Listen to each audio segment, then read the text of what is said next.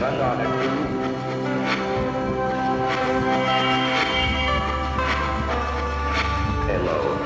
just live and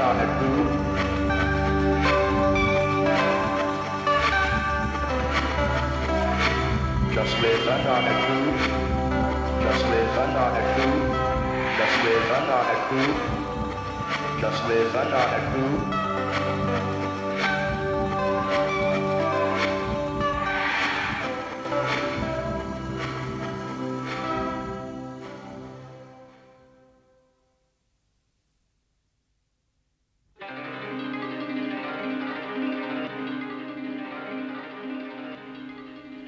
Chez Nintendo, l'aventure a commencé avec des jeux de cartes. Dans l'histoire de l'humanité, le désir de s'amuser est constant. C'est un fait indéniable. Or, lorsqu'un jeu connaissait une énorme popularité, on essayait d'en atténuer le succès.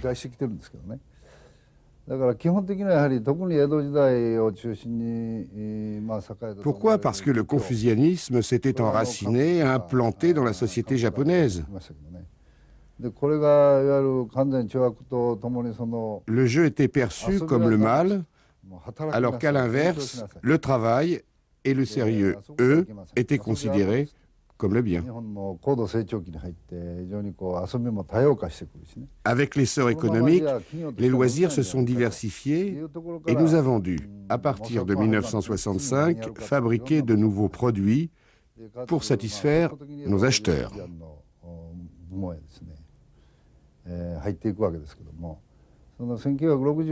On a donc créé, jusqu'en 1975, la base de ce qui allait devenir par la suite le Famicom.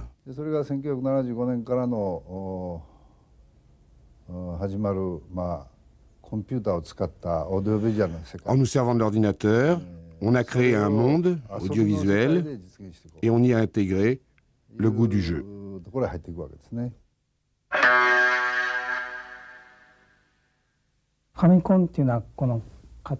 Un Famicom est un jeu vidéo qu'on branche sur la télévision chez soi. Les logiciels sont des cartouches en plastique. Les hards sont des consoles qui sont reliées aux télévisions.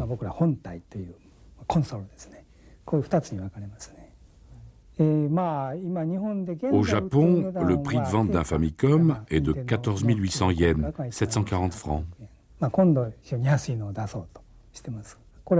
On envisage de sortir un modèle moins cher. Les Super Famicom coûtent 25 000 yens, 1250 francs. Si on devait modifier la console, il faudrait que le public rachète tous les jeux. Donc, on ne modifie pas la console et on produit de nouvelles cassettes de jeux. Le budget dont un enfant peut disposer détermine les prix. On doit donc tenir compte de cette limite et concevoir des jeux amusants et nouveaux.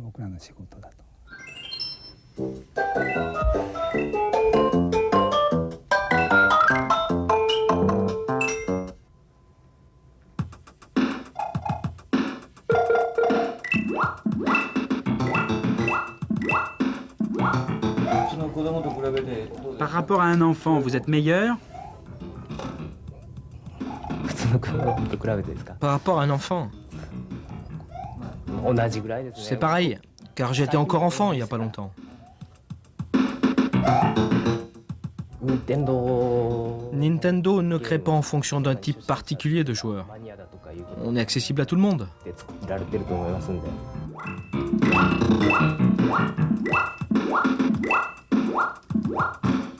Good luck.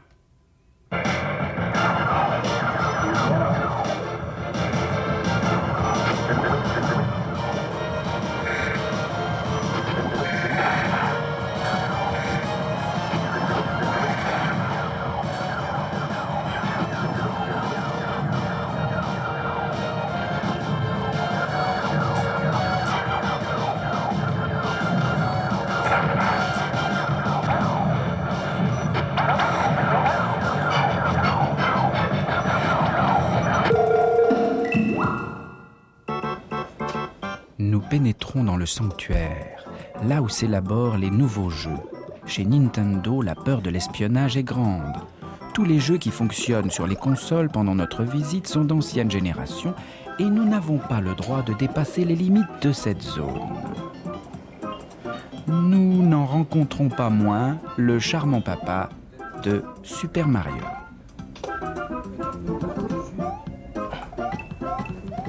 Je suis Miyamoto. J'ai 40 ans. Vous êtes connu comme étant le concepteur de Super Mario. Comment est-il né ? Je voulais concevoir un personnage bien particulier et je lui ai donné la forme d'un Italien moustachu.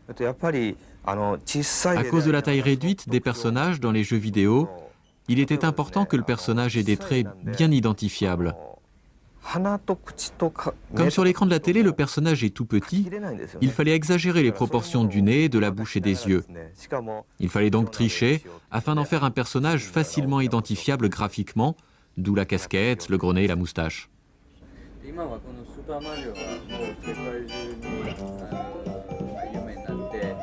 Aujourd'hui, Super Mario est connu dans le monde entier. On en a tiré un film. Est-ce que vous pensez que Super Mario pourrait devenir un autre Mickey Mouse ? On fait souvent ce rapprochement, mais c'est plutôt une idée des médias. Nous essayons de ne pas perdre notre sang-froid. Mickey Mouse a vécu pendant 50 ans, donc pour pouvoir parler sur un pied d'égalité, il faudrait que Super Mario vive encore 50 ans. Oui, mais la compétition est énorme sur le marché. Alors, qu'est-ce que vous en pensez ? Oui, mais fondamentalement, il s'agit d'une compétition entre les producteurs et les consommateurs. Donc on essaye de ne pas considérer les autres firmes comme des rivales. On ne s'intéresse qu'à la supériorité du nouveau jeu par rapport au précédent.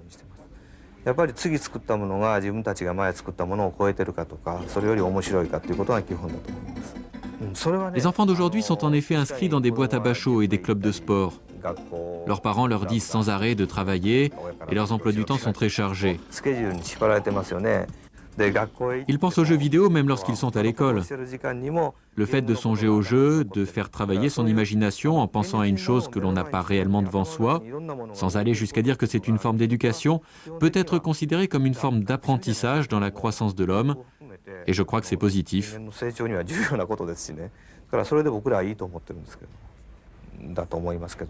On a vendu environ 12 millions d'exemplaires de Super Mario 3 aux États-Unis et au Canada, et 3 millions au Japon.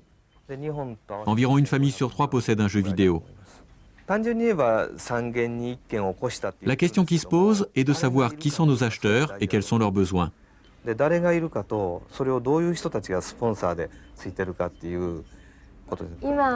Est-ce que vous êtes aussi créatif qu'avant ? C'est une chose qui m'inquiète. Les budgets sont grands et les sommes d'argent qu'on peut dépenser pour le développement d'un soft ne sont pas limitées chez Nintendo. Si j'étais indépendant, je m'exposerais à de grands risques et les décisions que je prendrais pourraient entraîner de sérieuses conséquences. Cela me ferait un peu peur. On finit par se demander si on est manager ou créateur. Mais dans tout ça, vous savez encore dessiner ? Oui, bien sûr, je sais encore dessiner.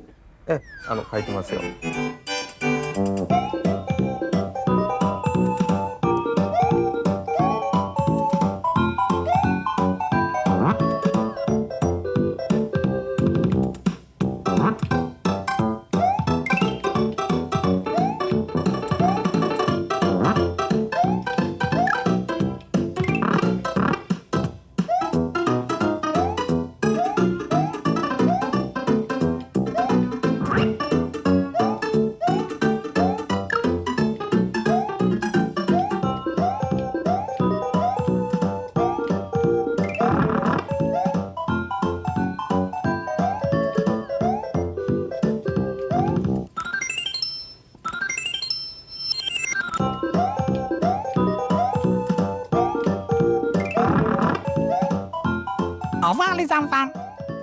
Au revoir.